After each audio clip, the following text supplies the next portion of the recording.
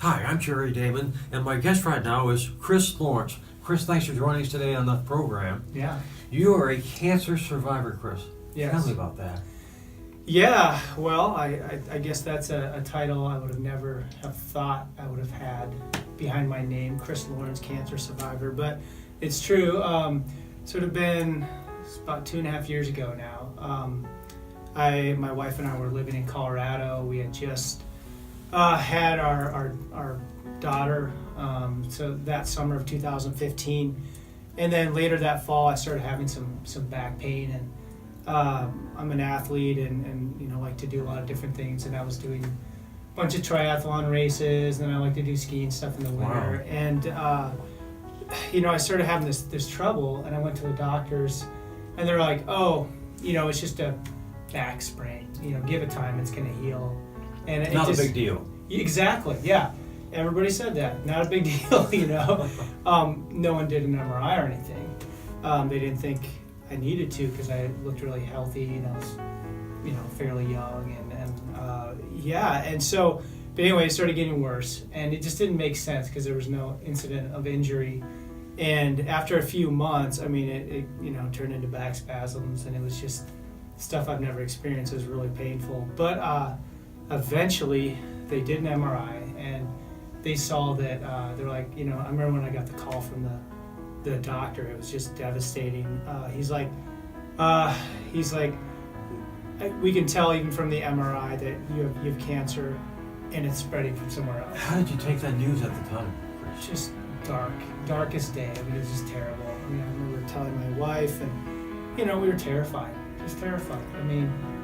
Because it was like the double whammy. It was like, you have cancer and it's spreading from somewhere else. So you're like, okay, this is really bad, and really bad. So, yeah. What happened then? Wow, it was kind of a fog because, I was on a lot of painkillers. But from there we went to an oncologist in Colorado, and it was very grim, not hopeful at all. And then I was talking to my parents, who were living here in Sioux Falls. We were in Longmont, Colorado at the time, which is where we lived. And my parents, my dad's like, they didn't really handle it so well out there, early detection. That's really key in cancer stuff. So he's like, how good the healthcare is in Sioux Falls. Why don't you come back here? Yeah. Yes. And I'm like, okay. I was open to whatever. We were just in such a fog. And so we were on a plane like the next day, came back to Sioux Falls. And we went to one place and then we went to another place. So anyway, they put me through treatment, and it was, the outlook was still grim. There's no denying that, like, especially with what I had.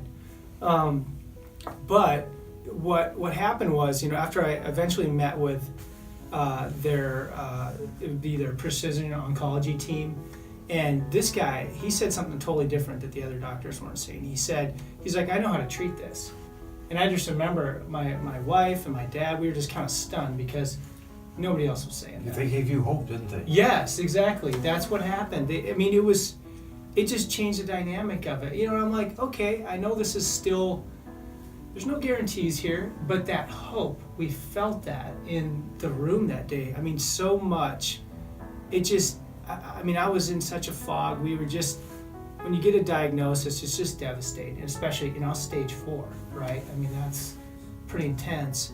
And pretty much they said, yeah, you have like a year and a half to live. Wow. And then this doctor says, I know how to treat this.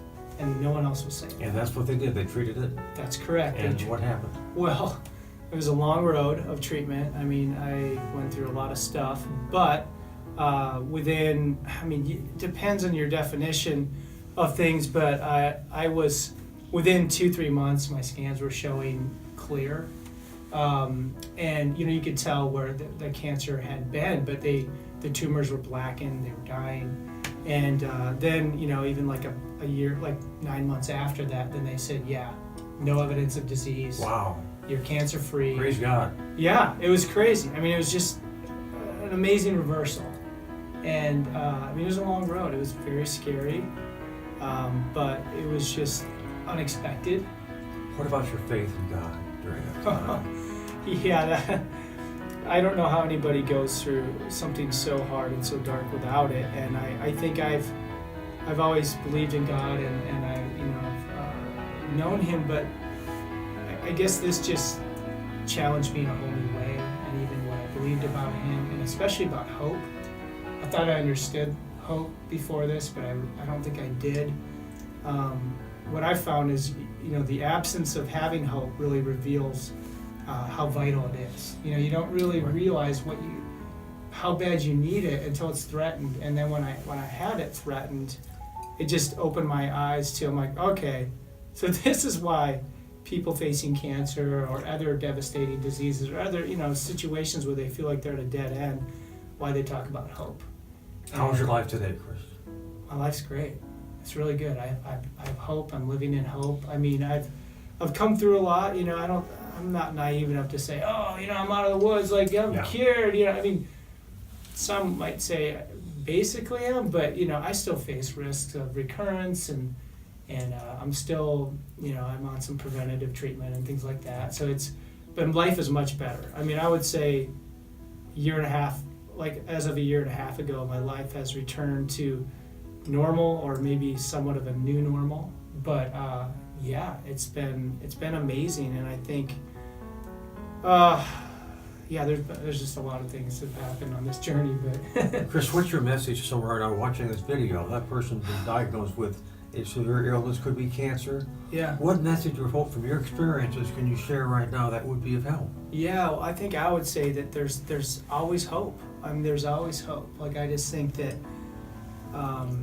I've even heard other people facing cancer. They're just like, it's hopeless, and I don't care. That's where it is, and I just want to sit in that. And I'm like, why would you want to sit in that? Because I remember for my wife and I, when we came to that point where we were living in this hopeless state. I mean, I'm not going to say there were some dark days there.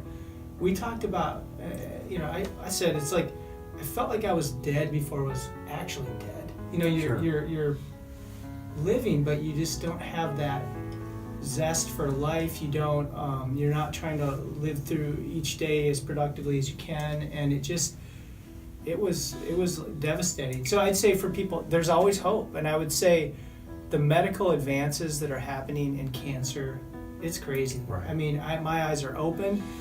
I think I'm also open to the fact that it's very political, as far as it used to take 17 years for a breakthrough treatment to actually be approved. It's done now. That time has been speeded up. It's probably about half that now. But still, for like people like me, with what I experienced, this isn't like being broadcast on billboards, hey, we can do that, I just stumbled upon it. And so, but I would say to people, like, don't give up. Like, there is hope. I would say, first of all, for me, with my faith in God, like, there's always hope. That comes right out of the Psalms. It literally says, as for me, I will always have hope. And I believe that even if, cancer takes my life, like, there's always hope.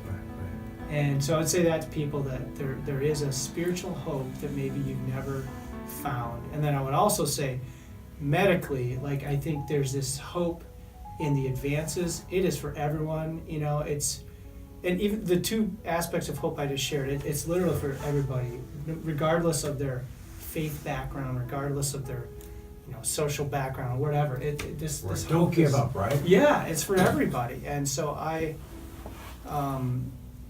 wouldn't, if I said, you just got to muster that up from yourself, I think they'd be missing that. Right. It's, for me, I found the greatest source of hope is when you look outside of yourself for it. Right. And that's where I found it. I didn't really find it within it